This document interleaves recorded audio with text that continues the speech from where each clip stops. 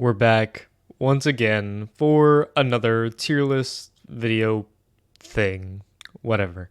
So, if you guys know, or if you guys have stuck around my channel for a little while, after the first season of the Total Drama Reboot came out, I made a video reviewing the season, and then the very next video I made was a tier list where I ranked all of the characters, basically however much I liked them, on a scale here from S tier to chase tier. We'll get to that in a second. Basically just showing where I can go through the season and I can talk about the season as a general topic, but I don't really get into the characters specifically, and that's what this video is for. And with the second season of the reboot coming out, I thought why not do the same thing again, because we have 13 more episodes, double the amount that we were given the first time, where now we get to know these characters a lot more, and my opinions have changed in some aspects. So that is what I'm here to do. I'm here to give these characters their time to shine, talk through them, rank them on a tier list, and compare them to how I felt after the first season,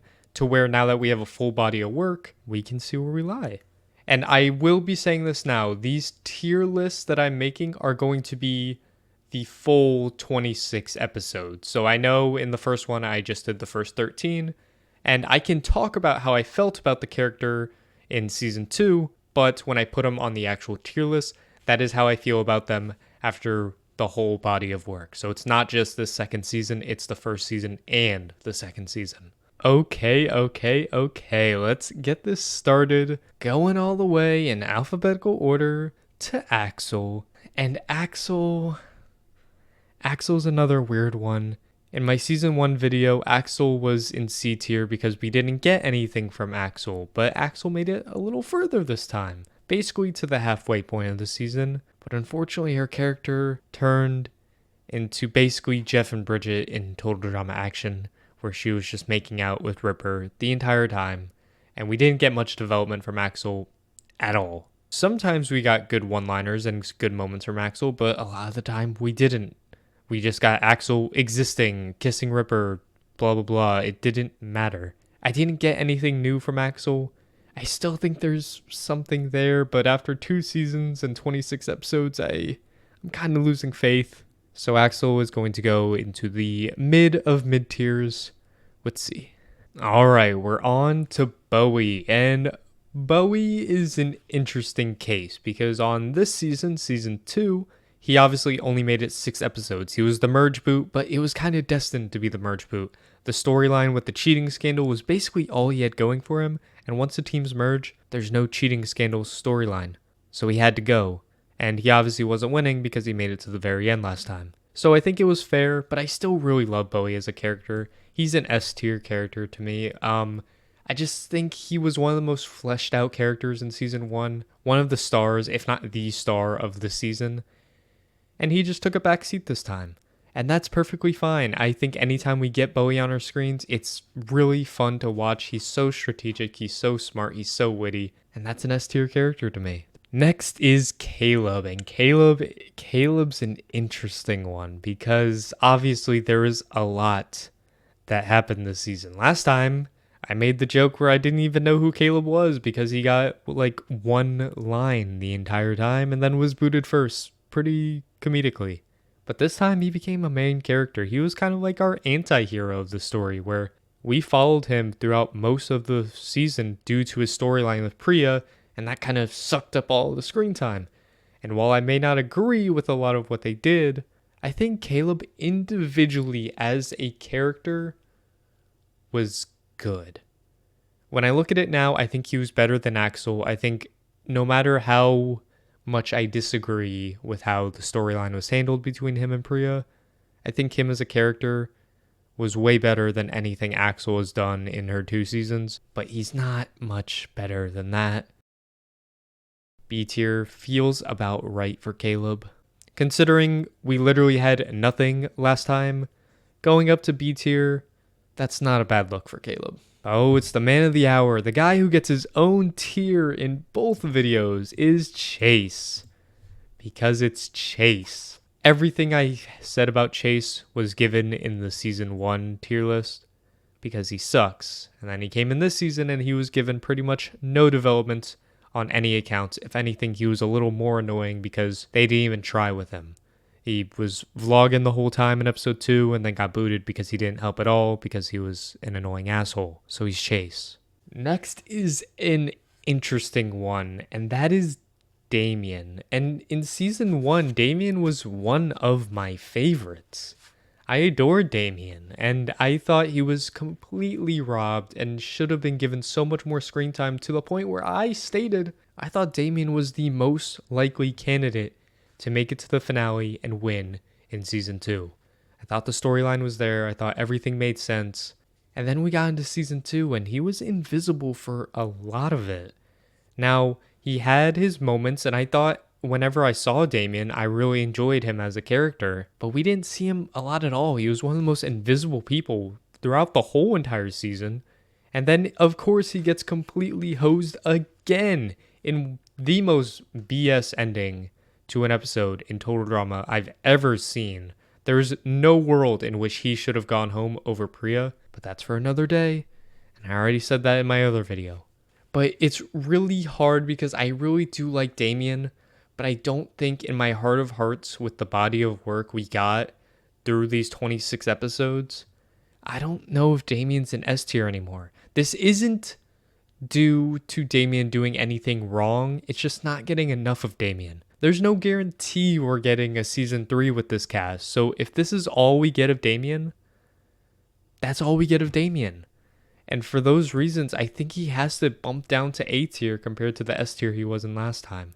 Emma is kind of in the same boat as Axel, except in a different sense, where Axel in season 1 was given pretty much nothing but showed some potential, and then in season 2 just kind of fizzled out and didn't do too much, so you can't really move him. Emma in season 1 got a lot of content and made it really far in the game, but her storyline with Chase was really annoying, and I think her as a character was done really dirty and wasn't given much. So when season 2 came around, Emma was alone. She wasn't dating Chase, she barely gave him any attention, and then Chase went home episode 2. That gives Emma the green light to be her own character, and I will stick by this. My favorite Emma moments in the entire show through these 26 episodes was the episode after Chase got booted in season 1. That one episode she was by herself was my favorite Emma, and I thought if we got more of that Emma could be a great character. But we didn't. Instead, she just kind of flopped out a trivia challenge and then got booted in a BS elimination, in my opinion. Emma didn't do anything for me. The needle was not moved. The needle has stayed the same. And so Emma's gonna stick in C tier right where she was last time, except I do think she's better than Axel, so I'll move her just ahead of Axel. Oh, Julia. First of all, S tier. Not even debatable. I have found my new favorite character in the Total Drama reboot, and that is Julia. Now that that's out of the way, she was incredible this season. One of my favorite story arcs to follow throughout the entire season. And it wasn't like a story arc where she was developing as a character. It was just watching her dominate these people, destroy these people. My biggest critique that I had for Julia was that for the last 6 or 7 episodes after she kind of got exposed as being a bitch, she was amazing, and I loved her as the antagonist there. And then we get into this season, and we got 13 episodes of her being the antagonist, and it was incredible to watch. She was so much fun. She was so incredible to watch. Just watch the season, and you'll understand. If you don't vibe with Julia, you don't vibe with Julia. But I vibe with Julia, and everything she gave me was amazing. She delivered. She's an all-time Total Drama favorite character of mine. Amazing. Oh, Millie. What a fall for Millie. Last time when I was making this tier list, I didn't know what to do with Millie. I ended up putting her in B tier because I was a little confused. She made it really far. She had some decent moments, but she was a non-entity for a lot of the season aside from being Priya's quote-unquote bestie. And then this season she came in and I just didn't like it. I understand they had to try new things. If other people enjoyed seeing Millie more vulnerable and doing more than just being a backup to Priya, that's fine. I stick by what I said in the video. I think she's one of the worst characters of the reboot. She's going in D tier for me because I just didn't like watching her.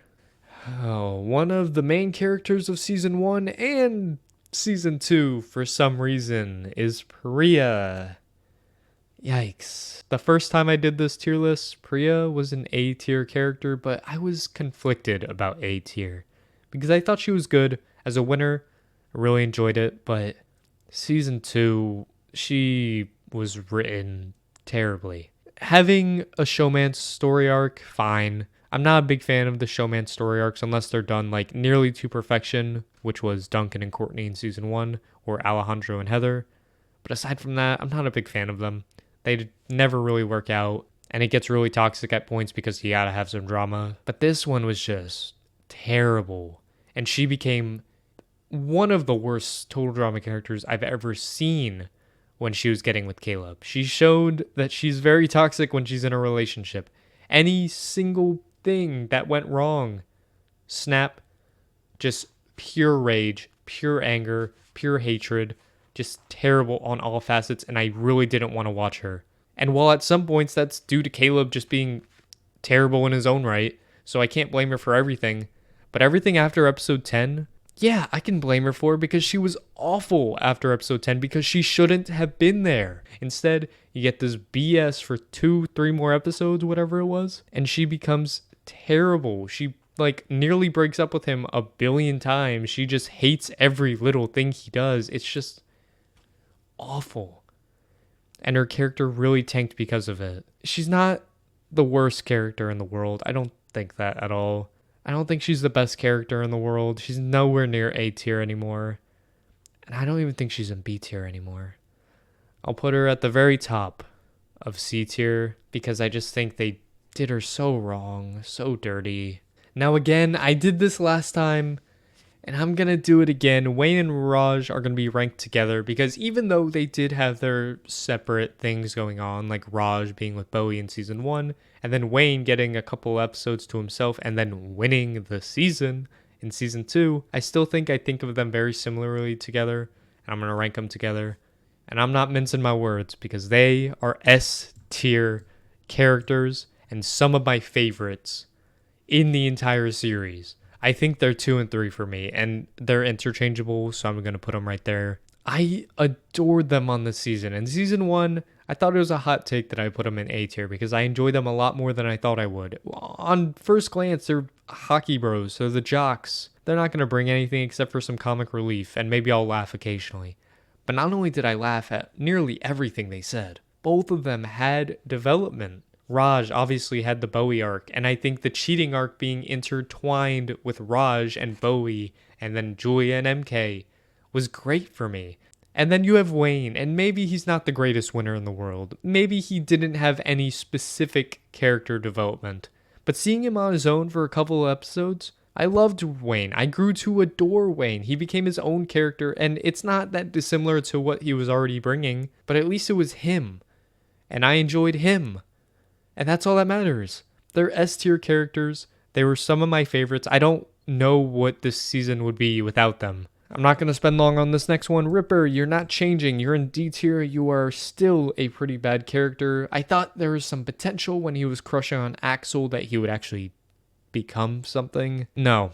He didn't even get the funny jokes he was doing before. He's less misogynistic than he was in season 1, so he's better than he was in season 1. He's still not good.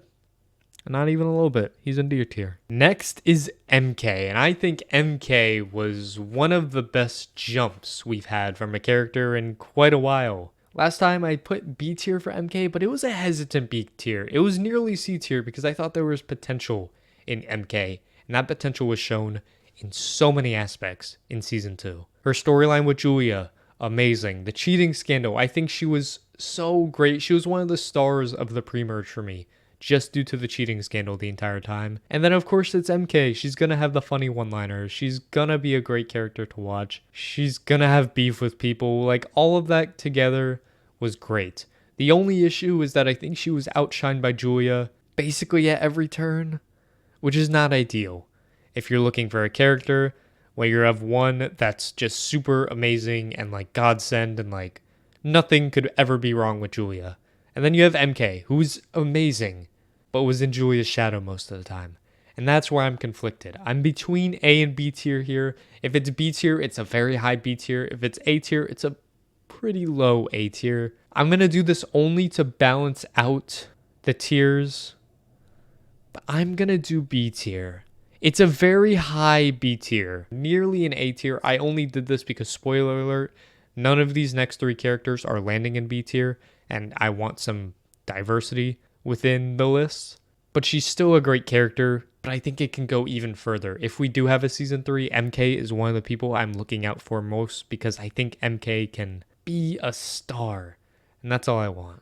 Nishelle, there's been a lot of conversations about Nishelle being one of the most wasted characters in Total Drama, and I can't disagree with you. I think they tried something this season with her becoming super athletic and not like being the fake like Hollywood actress star or whatever. And then she got booted episode 5 with like no character development at all. She's not going to change from the C tier she was in. She'll be at the end of C tier, unfortunately. They just didn't do anything with Nishelle, and what are you supposed to do about that? We're nearing the end of the list. We have Z, who is my second favorite character in the first season of the Total Drama Reboot, and I still love Z. I think nearly every time Z talks, I'm laughing, and that's great. But this season made me realize that Z's not doing much at all. And that's fine. Not every character needs to develop or else it's going to become a big mess, especially when you only have 13 episodes to do it. But his entire arc being trying to keep the Priya and Caleb secret, while yes, it's a big moment, I didn't really care that much. And that's my issue. That's what I'm conflicted with. And if Damien is going to move down for not getting enough screen time, not having enough moments to himself to really shine, I have to do the same with Z. So Z is going to move down to A tier. Still a great character in my mind. I know some people hate Z. I don't hate Z. I think Z is fine, but he's not an S tier character, and I couldn't reasonably say that he is. And finally, it's Scary Girl. And yes, I know. I had Scary Girl in S tier last time, my favorite character of the first season, despite only making it 4 episodes. And yes, I know, Scary Girl was the first boot and was only seen in the first episode and the finale. But every time Scary Girl was on screen, I was smiling, I was happy. She's an amazing character, and I don't care what the haters say. She's an S tier character. She just is. I'll make you guys a little compromise. She won't be number 1. It's going to Julia. But I'm sorry to the hockey bros. But she's still number 2. There's no explanation. Anytime Scary Girl has a confessional, it's instantly iconic. Anytime Scary Girl is on screen, it's instantly iconic. No one's going to get me to change my mind. Especially that finale. I will say, I was contemplating putting her down 1 tier, but because of the finale, because I thought she stole the show in the finale, she has to be an S tier. She's still one of the best. She's still an all-time great for me. And that's all I can say. Well, I did it. I ranked them all once again. And doing a little comparison, just seeing what's going on here, the biggest fallers are easily going to be Priya and Millie, and that was going to come with Millie being an early boot and not giving much aside from that, and then Priya having the worst derailments in a character I've seen ever in Total Drama. A season known for derailing characters, Priya's up there.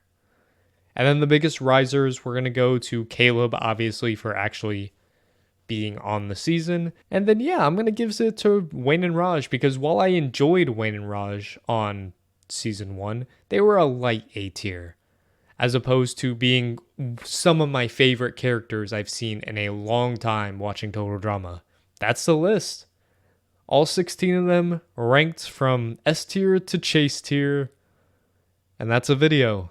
Thank you guys so much for watching. I got plenty of videos in the works. Survivor season is sneaking up on us day by day, somehow, some way. I don't know how it happens every single time, but it's happening again.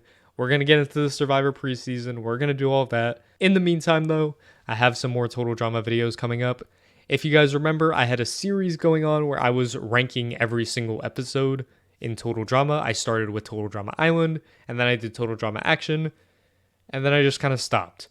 And I felt really bad about that. So we're going to continue up. We're going to try to ramp it up, get a couple more of those season videos out. Obviously, next thing you're going to see is Total Drama World Tour, hopefully Revenge of the Island, and then hopefully we'll get to All-Stars, Pocateo Island, and the Redonkulous Race. And then boom, we got a full list going. And then after that, I'm free to make whatever Total Drama videos I want. So if you guys have any suggestions, please put them down in the comments below. I would really appreciate that because, yes, I have ideas of things I want to do, but I also want to know what you guys want to see. That's all that matters. I want to give you guys content that you guys will enjoy watching and want to see from me. But that's going to do it for me. If you guys made it to the end of this video, you know I love you. Platonically, of course. And I will see ya when I see ya. Bye-bye.